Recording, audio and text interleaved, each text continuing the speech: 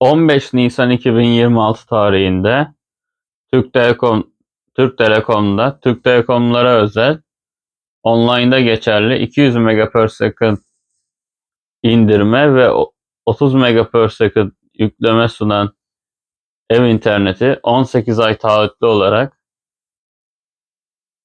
aylık 875 TL'ye satışa çıkıyor.